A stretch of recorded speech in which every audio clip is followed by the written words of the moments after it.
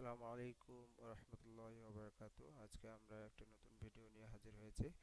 তো আজকের ভিডিওটি হচ্ছে যে আমরা যখন আসন্ন স্কিল ডেভেলপমেন্ট ইনস্টিটিউটে ভর্তি হয়েছিলাম তখন আমাদেরকে বলা হয়েছিল যে এখানে থাকতে হলে সবকিছু নিয়ম কানুন মেনে চলতে হবে এবং আমাদেরকে প্রতিটা সাবজেক্টে অ্যাভারেজ 70% নাম্বার পেতে হবে এবং 70% নাম্বার যদি পাই তাহলে সেক্ষেত্রে আমাদেরকে চাকরির জন্য রেফার করবে, আদারওয়াইজ কোনো রেফার করবে না।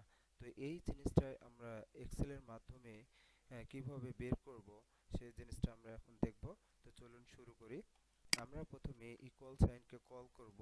ইকুয়াল সাইনকে কল করার পর ইফ ফর্মুলা মাধ্যমে আমরা এটা বের করব। ইফ ফর্মুলা দেওয়ার জন্য আমরা ইফ লেখার পর ব্র্যাকেট দিলে অথবা ইফ লেখার পর যদি আমরা ট্যাব প্রেস করি তাহলে এরকম চলে আসবে। তো আমরা এই সিনট্যাক্স ফলো করে আমরা এই জিনিসটা সমাধান করব।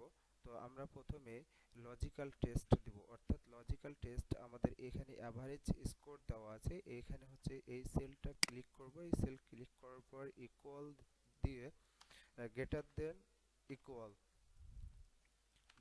ইকুয়াল দেওয়ার পর আমরা 70 দিব। এরপর আমরা কি করব, ভ্যালু ইফ ট্রু, অর্থাৎ এই সেল ইকুয়াল যদি 70 হয় তাহলে আমরা তাদেরকে চাকরির জন্য রেফার করব, অর্থাৎ আমাদেরকে চাকরির জন্য রেফার করবে।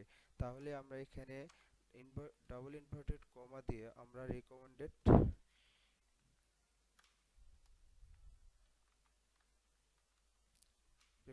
দিব।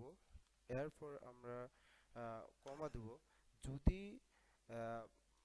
এই শর্ত পূরণ না করে তাহলে ভ্যালু ট্রু, ভ্যালু ফলস এর মান আমরা কি দেব, নট রিকমেন্ডেড, অর্থাৎ ডাবল ইনভার্টেড কমা আদারওয়াইজ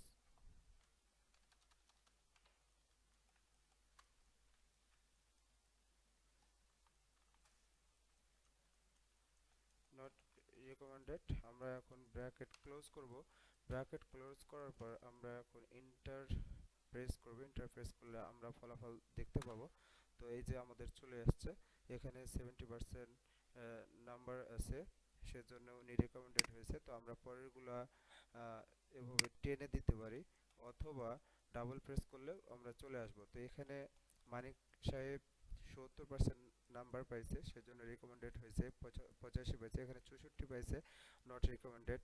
কবির 69 পাইছে, নট রিকমেন্ডেড, অর্থাৎ আমাদের এই যে 69 পাইছে তার রিকমেন্ড ফুলফিল হয়নি, সেজন্য উনি নট রিকমেন্ডেড। যদিও আমাদের সবাইকে জবের জন্য রেফার করা হয়, তবে আমি এটা এক্সেলের মাধ্যমে বের করার চেষ্টা করলাম।